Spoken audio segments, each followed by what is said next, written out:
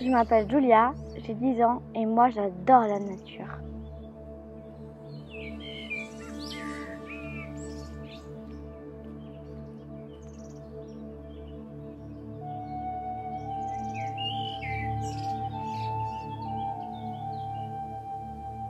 J'aime bien aller dans la forêt pour écouter les oiseaux et près des étangs pour observer les grenouilles.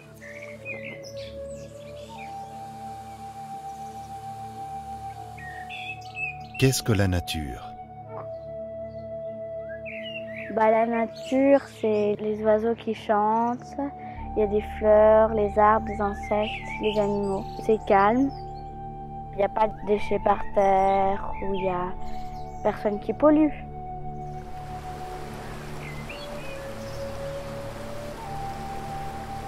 La nature, c'est la vie à l'état pur. Un mélange d'éléments composés de terre, d'eau, de minéraux, d'air, qui forment divers biotopes, tels que les forêts, marais, montagnes, steppes, déserts, toundras ou glaciers, qui abritent de nombreuses espèces animales.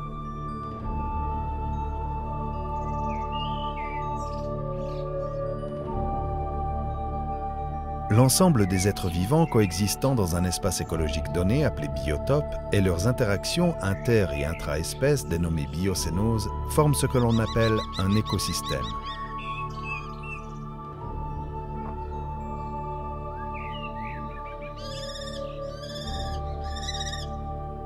Les insectes pollinisent les plantes, les herbivores mangent les végétaux, les prédateurs régulent le surplus d'herbivores.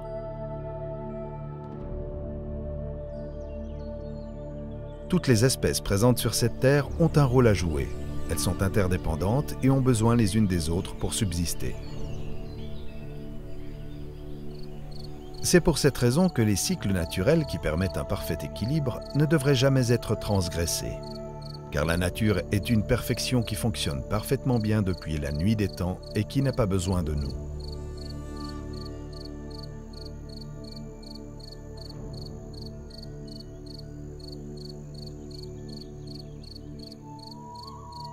Dans les derniers bouts de nature sauvage encore intouchés par l'homme, on trouve une abondance de végétation et d'animaux.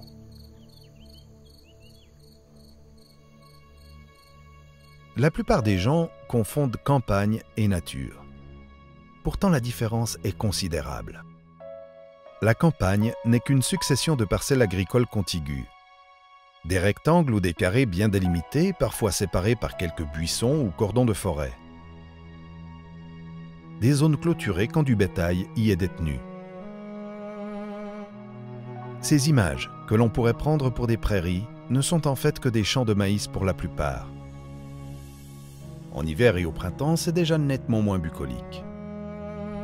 Et ça l'est encore moins quand on sait la quantité de produits chimiques utilisés pour ces monocultures qui sont d'ailleurs principalement destinés à nourrir les animaux de rente, élevés pour la viande et le lait. En plus de générer de la maltraitance, on connaît aujourd'hui parfaitement l'impact désastreux de l'élevage sur l'environnement.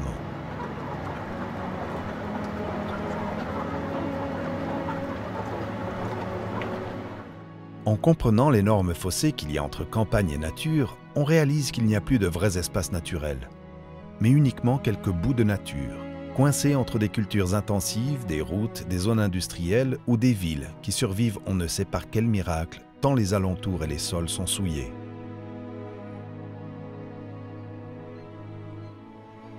Ici, des oiseaux qui s'alimentent dans ce qui semble être un étang.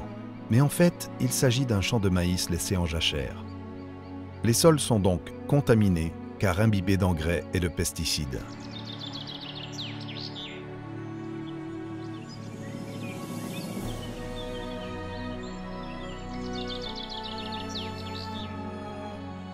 Lorsque j'étais enfant, j'ai passé beaucoup de temps dans la forêt, dans les champs avec mon grand-père. Bien entendu qu'à l'époque, je n'avais pas du tout conscience que la nature était déjà façonnée par l'homme. Mais depuis 50 ans, l'évolution du paysage a été phénoménale. Les zones humides ont été asséchées, la plupart des haies ont été rasées afin d'augmenter les surfaces agricoles, la monoculture est apparue et les paysages sont devenus totalement monotones.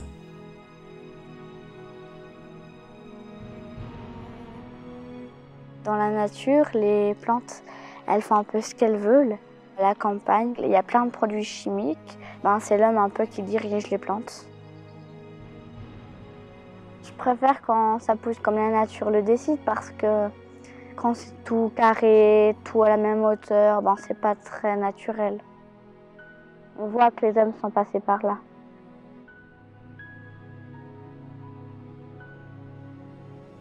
Les prises de vue aériennes nous le montrent clairement. La situation est catastrophique. Et le retour en arrière est quasiment impossible. Car quand le béton est omniprésent, il est trop tard.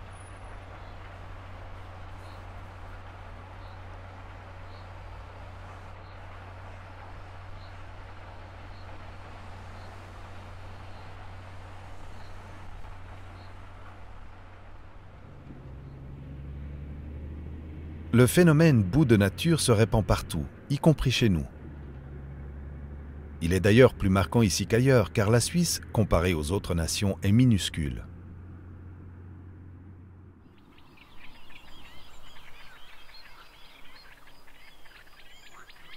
De plus, la biodiversité locale doit lutter contre des espèces invasives non indigènes. La grenouille rieuse, la tortue de Floride, la coccinelle asiatique, le bambou, le boudleia et la renouée du Japon n'en sont que quelques tristes exemples. En montagne, les moutons et les bovins envahissent également le territoire des animaux sauvages, qui se retrouvent refoulés dans des zones moins adaptées à leurs besoins.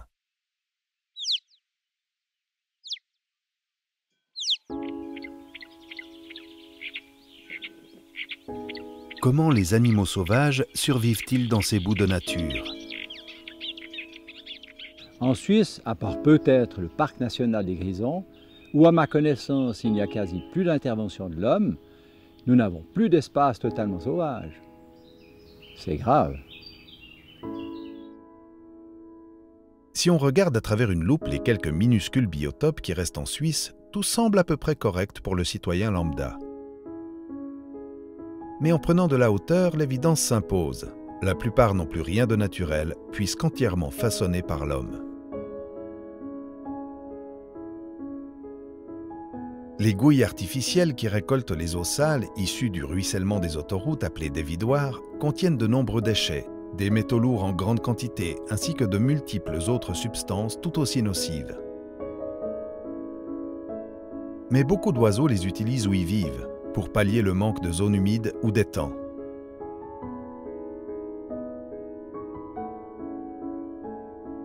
Les divers écosystèmes autrefois reliés entre eux sont désormais fragmentés par les routes, les voies de chemin de fer ou les zones urbaines.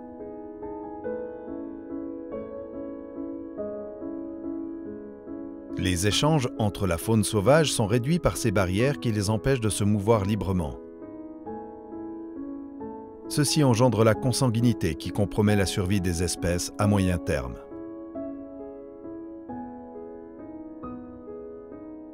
Si les oiseaux se déplacent aisément d'un bout de nature à un autre, pour les mammifères, c'est le parcours du combattant qui commence, et ils n'ont pas le choix. Leurs déplacements sont nécessaires à leur survie, recherche de nourriture, reproduction, lutte de territoire.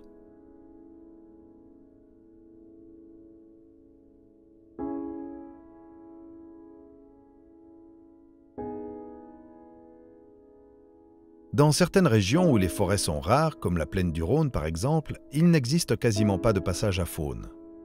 Et le peu d'arbres qui permettent aux animaux de se déplacer en étant cachés sont souvent abattus pour des raisons plus que discutables. Il s'agit alors pour eux de faire des kilomètres à la recherche d'un nouveau lieu, la plupart du temps à découvert, en devant traverser l'enfer de la civilisation.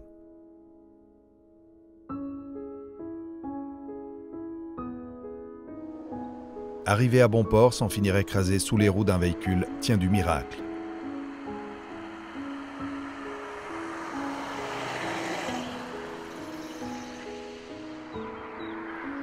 Ici un exemple réussi de corridor à faune qui permet aux mammifères de traverser l'autoroute et de relier la forêt de l'autre côté.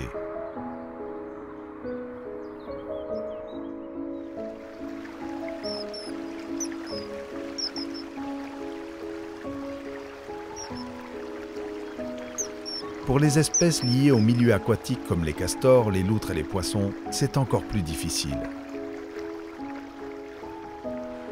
De nombreux cours d'eau sont canalisés, endigués, ont été modifiés en paliers ou sont obstrués par des barrages.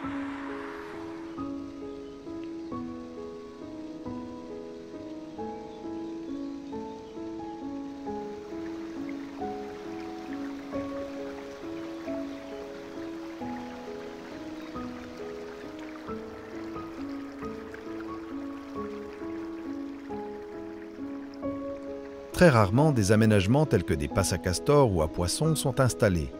Mais ces interventions ne sont pas totalement satisfaisantes et peuvent se révéler extrêmement dangereuses.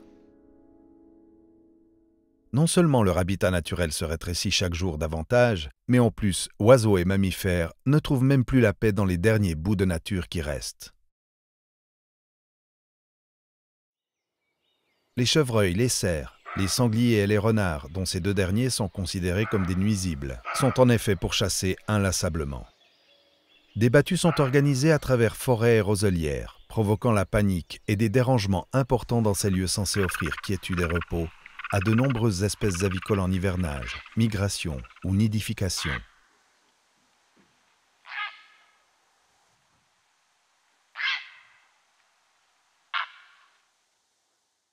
De mars à août, on justifie la mise à mort des sangliers par des tirs de régulation, et de septembre à février, c'est la chasse qui prend le relais. Mais la finalité reste la même, anéantir et éradiquer les animaux sauvages qui nous dérangent par tous les moyens.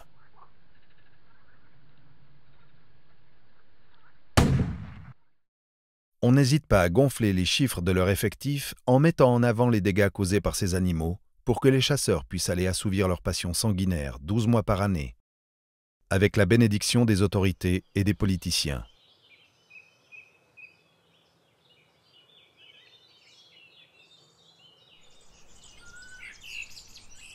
Les pêcheurs ne sont pas en reste.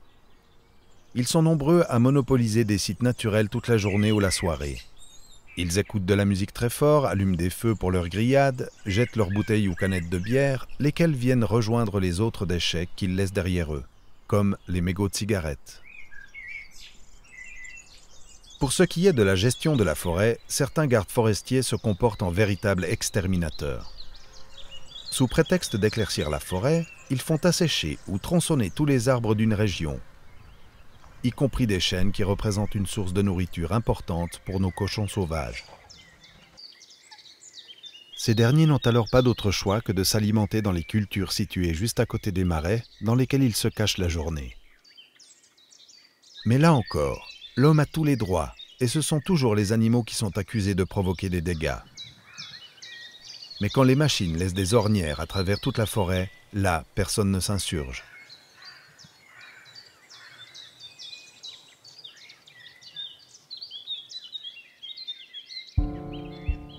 Évolution ou régression? L'homme s'est mis à dominer et à gérer la nature lorsqu'il s'est aperçu que les ressources en nourriture n'étaient pas inépuisables. Il s'est alors sédentarisé et a commencé à cultiver les champs et domestiquer les animaux.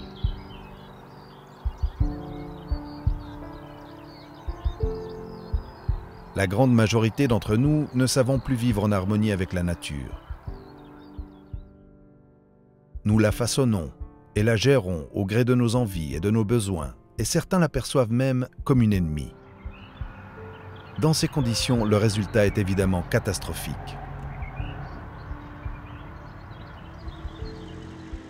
Alors que nous nous imaginons aller vers le progrès en développant des technologies toujours plus performantes, en réalité, notre comportement anthropocentriste nous fait régresser lamentablement. Car en anéantissant la nature, nous mettons en péril les fondements indispensables à notre vie sur Terre. En persistant à être responsables de la perte de la biodiversité et de l'extinction de nombreuses espèces, nous nous autodétruisons. Si nous ne modifions pas rapidement et profondément notre comportement envers la nature, dans une vingtaine d'années, notre vie sur Terre n'est pas garantie.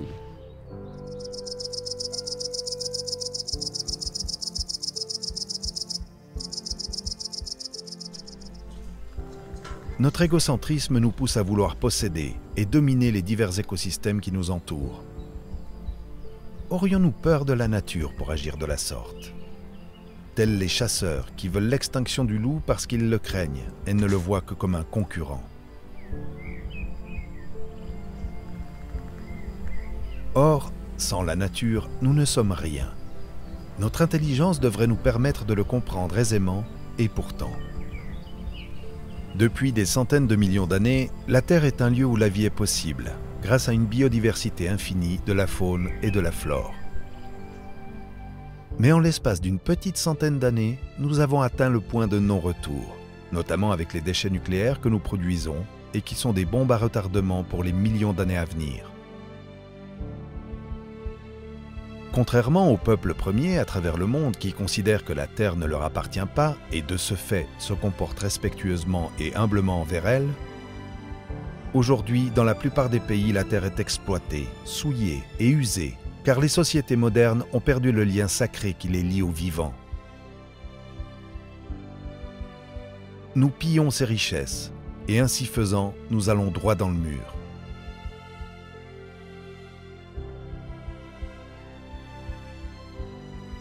Aujourd'hui seul compte le profit et la productivité.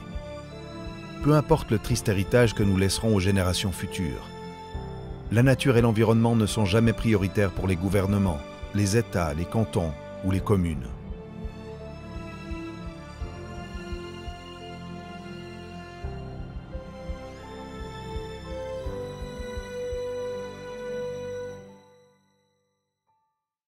L'humain est-il une espèce invasive et nuisible ?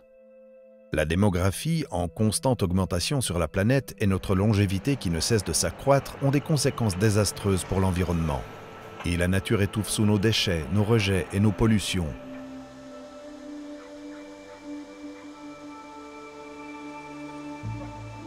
Je trouve qu'il y a des déchets partout dans la nature, c'est triste et c'est moche, et qu'il y en a de plus en plus. Les gens qui laissent les déchets par terre sont très mal polis parce que c'est pas bien, surtout pour la nature, parce qu'après les animaux ils peuvent croire que c'est la nourriture et ils mangent et ils peuvent s'étouffer et puis mourir.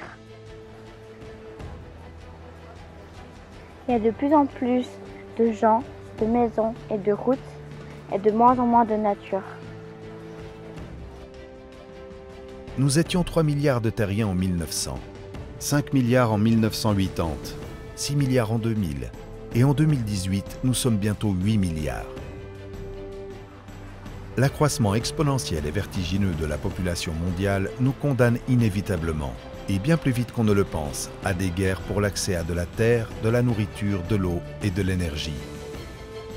On pense à tort que le phénomène bout de nature ne nous concerne pas, que la Suisse gère l'aménagement du territoire et les problèmes environnementaux de manière exemplaire, que nous réussissons là où la plupart des autres nations échouent. Pourtant, les décors idylliques de notre belle Suisse, qui en font son attractivité et sa renommée, sont en train de disparaître irrémédiablement. On en parlera bientôt au passé, et on ne les verra plus que sur de vieilles cartes postales. Car la Suisse est un petit pays, et la place y est limitée.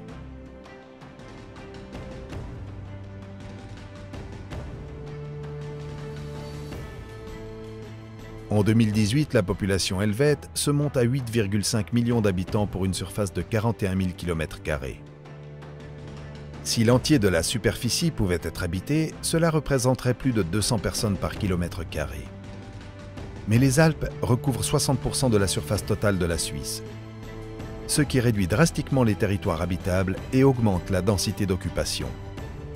Si l'on tient compte que notre pays possède un taux de natalité de 10% contre 8% de mortalité et qu'il accueille chaque année de nombreux immigrés, le calcul est vite fait.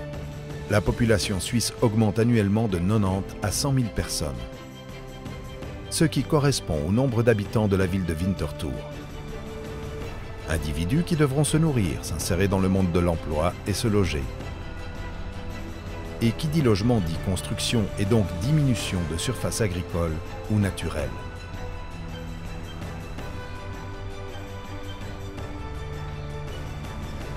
La seule et unique façon de ralentir notre impact sur cette terre serait de stopper l'évolution de la démographie et mieux encore, de la diminuer.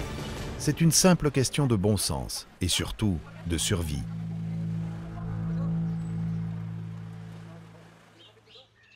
Encore et toujours, nous aurions beaucoup à apprendre des animaux sauvages puisqu'ils sont dotés de la capacité de s'autoréguler, ce qui leur permet de gérer leur population en fonction de l'espace et de la quantité de nourriture qu'ils ont à leur disposition.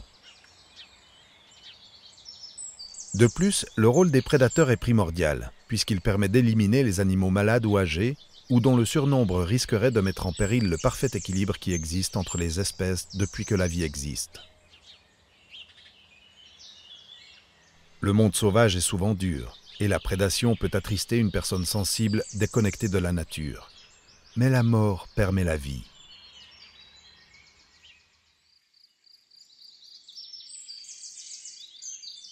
Cependant, certaines personnes proposent d'éliminer les prédateurs et démontrent un parti pris contre la nature. Or, toute action engendre une réaction. Intervenir sur le vivant provoquerait inévitablement des bouleversements irrémédiables que l'on n'ose même pas envisager.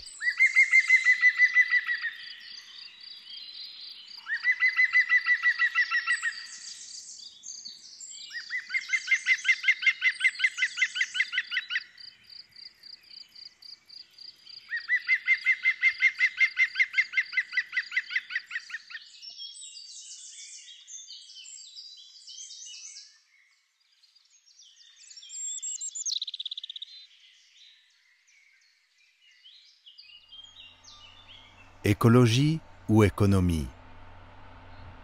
La nature est grignotée de toutes parts. Le bitume et les constructions s'invitent partout. La montagne n'y échappe pas. Les chalets envahissent chaque recoin et les alpages se transforment en quartiers pour résidences secondaires où les occupants ne viennent que très peu.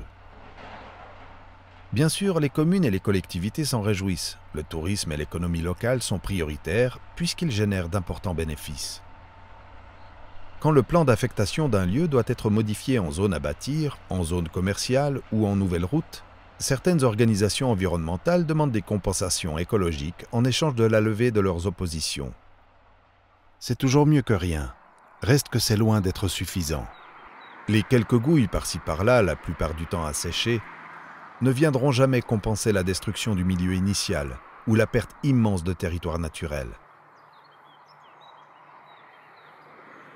Des milliers de batraciens se font écraser parce que l'étang qu'on leur a laissé se trouve maintenant juste à côté d'une route à l'incessante circulation. De minuscules biotopes sont recréés dans le cadre des compensations écologiques.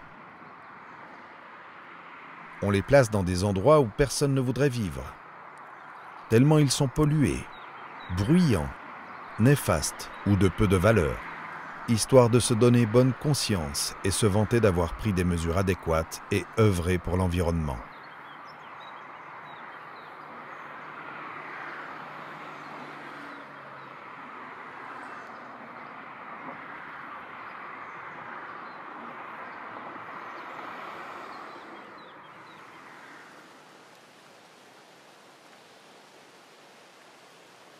On s'obstine à vouloir faire pousser des plantes ou des arbres dans un milieu qui ne leur convient pas. On veut voir une certaine espèce d'oiseau sur telle réserve. Dans ce but, on la saccage, alors qu'elle en contenait bien d'autres tout aussi intéressantes et précieuses. Et que dire des réserves naturelles créées sur des sites contaminés? Les décharges jugées trop chères à assainir par nos autorités sont dissimulées avec de la terre. On creuse quelques trous pour faire des gouilles et satisfaire certains écologistes minimalistes et peu exigeants, et on attend que la végétation revienne s'y installer. Un exemple ici avec la décharge des Saviers à nos villes. Sans savoir ce qu'il y a en dessous, c'est magnifique. Mais la réalité est une honte, une énorme catastrophe écologique qui contamine la réserve des Grangettes, mais également les eaux du lac Léman.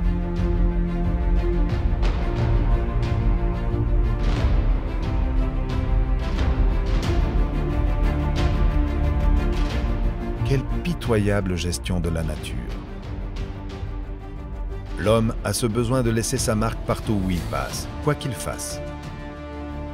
La nature est morcelée, mise en parcelles, vendue, clôturée.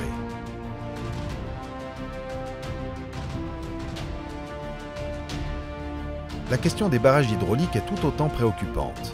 On en dénombre plus de 800 000 dans le monde. Cela mérite d'en parler. car cette énergie considérée comme verte n'est pourtant pas aussi écologique qu'on le prétend. Pour la construction des gros barrages, dont la Suisse en compte plusieurs, des vallées entières ont été sacrifiées pour être inondées et ont fini englouties dans les eaux des lacs artificiels des barrages. Des quantités astronomiques de béton ont été amenées sur les sommets pour dresser le mur gigantesque qui défigure tout le paysage et retient des millions de mètres cubes d'eau. 60% des fleuves et rivières du monde sont ainsi altérés, ce qui provoque la disparition de nombreuses espèces animales et végétales. Et de nombreux ruisseaux sont détournés pour alimenter les lacs des barrages. De plus, le débit sortant du barrage est soit trop faible, soit trop violent, empêchant ainsi les poissons de remonter les courants, ce qui menace évidemment leur survie.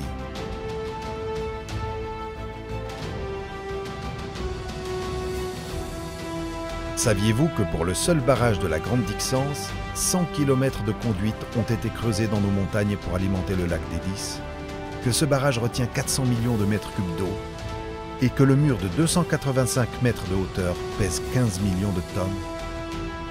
Avec le réchauffement climatique, la fonte du permafrost, les infiltrations d'eau dans la roche, le poids énorme de l'eau confinée sur une petite surface, sans omettre que ces monstres de béton contre nature sont situés en pleine zone sismique. Dans combien de temps pensez-vous qu'arrivera la catastrophe inéluctable?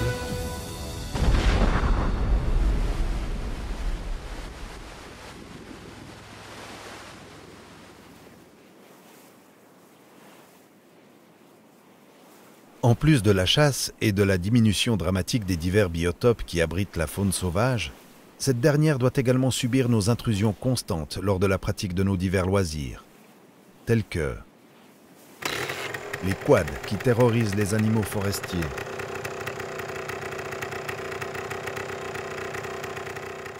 les sports d'hiver et les motoneiges qui mettent en danger les animaux déjà faibles et en condition de survie, les parapentes qui s'approchent trop près des falaises, des mammifères ou des oiseaux, les randonnées en famille ou en groupe où tout le monde parle fort et fait fuir les animaux, les drones qui sont utilisés de manière amateur sans respecter la législation ni la faune sauvage, les paddles qui pénètrent dans des zones interdites au milieu des roselières et dérangent la nidification ou la quiétude des animaux. Sans oublier la photographie animalière pratiquée sans respect ni connaissance.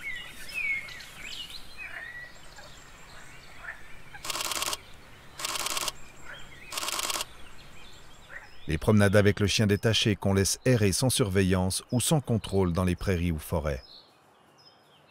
Les détenteurs de chiens prétendent toujours que leur animal est inoffensif, mais la réalité est tout autre. Il suffit de quelques secondes d'inattention pour qu'un canidé échappe à la surveillance de son maître et commette un carnage en coursant des animaux sauvages.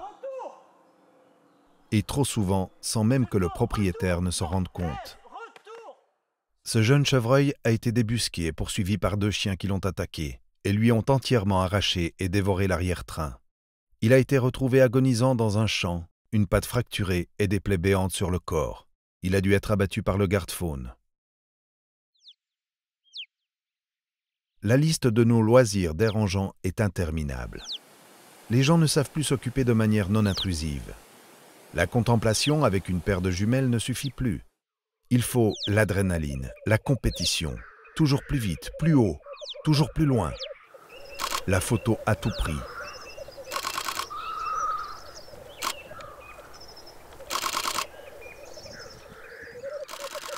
Lorsqu'on fait remarquer à des personnes non respectueuses que leur attitude dérange la flore et la faune sauvage, ou pire, qu'elle compromet la survie d'une espèce, on nous répond systématiquement « la nature appartient à tout le monde ».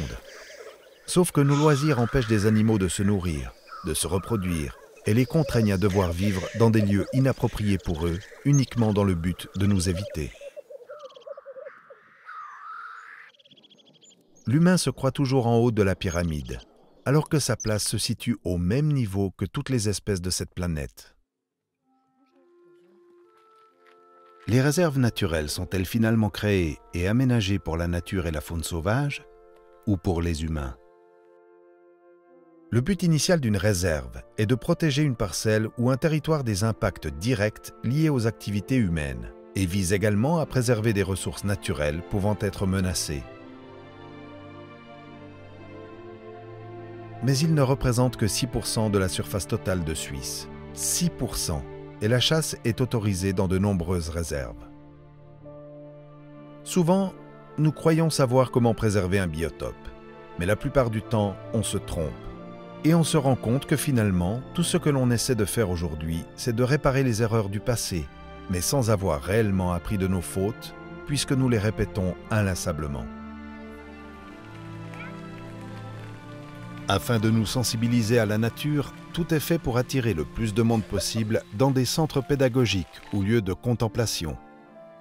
Pontons d'accès pour ne pas se mouiller les pieds, sentiers didactiques, tours d'observation, panneaux explicatifs. Étant donné que de nombreuses réserves en zone humide sont interdites au public, nous n'avons dès lors plus le choix que de nous rendre dans ces lieux aménagés pour pouvoir observer des oiseaux ou certains mammifères. Mais si le fait de canaliser les gens sur des sentiers pédestres ou des lieux bien définis permet un peu plus de tranquillité à la faune et épargne à la flore d'être piétinée, le milieu subit tout de même une intrusion et une gestion de notre part. Végétation fauchée pour ne pas obstruer la vue du visiteur, étangs artificiels et bien délimités, arbres et branches rajoutés pour servir de promontoire aux oiseaux et permettre de belles observations, certes, mais une nature finalement totalement gérée.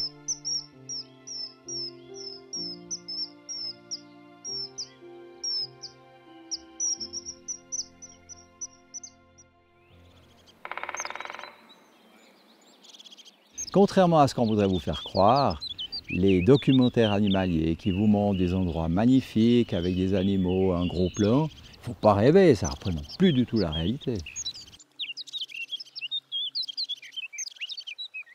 Moi qui fais un peu de paysage et de photographie animalière, je peux vous dire que ça devient extrêmement difficile de trouver des lieux pour faire ces photos où il n'y a ni barbelés, ni voitures, ni déchets, sans présence de traces humaines.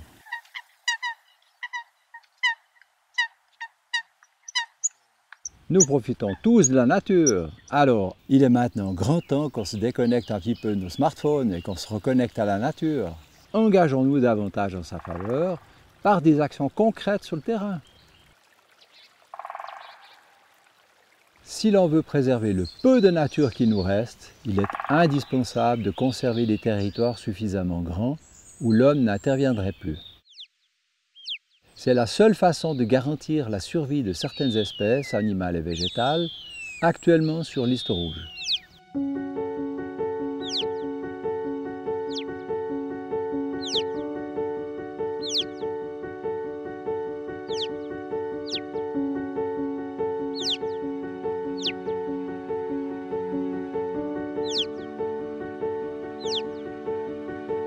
Pessimisme ou réalité? Est-il trop tard? Que sait-on finalement de la nature?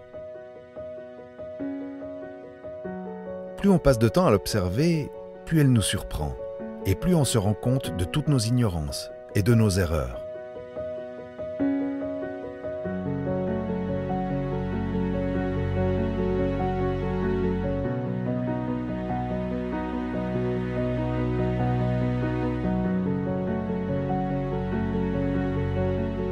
Y a-t-il encore quelques forêts, marais ou montagnes totalement vierges et sauvages en Suisse? La réponse est non. Et cela s'appliquera très bientôt à l'ensemble de la planète, car l'empreinte de l'homme est partout. La nature se meurt, elle étouffe sous nos déchets, elle est pillée, souillée et souvent méprisée.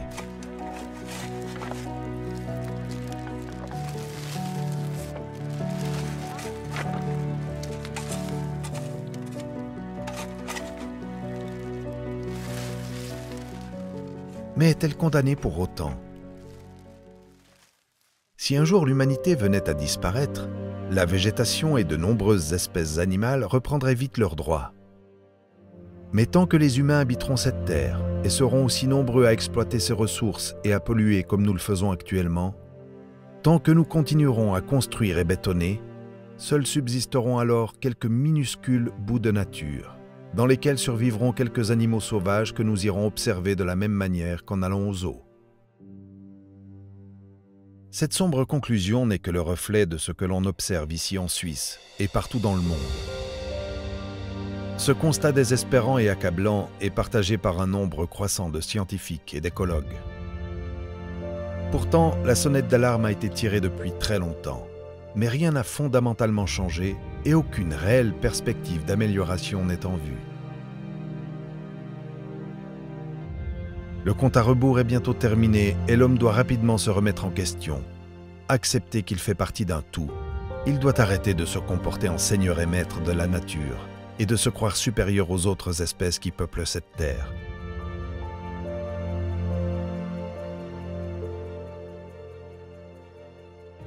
Ce n'est qu'en mettant la nature au centre de nos préoccupations et en cessant notre croissance effrénée et ravageuse que nous pourrons assurer la survie de l'humanité et des autres espèces de notre planète.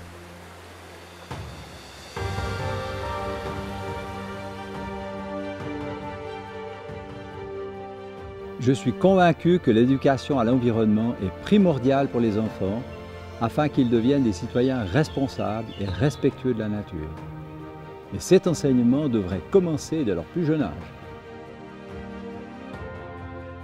Nous avons le devoir moral de conserver la biodiversité car elle constitue le patrimoine de la Terre pour les générations futures.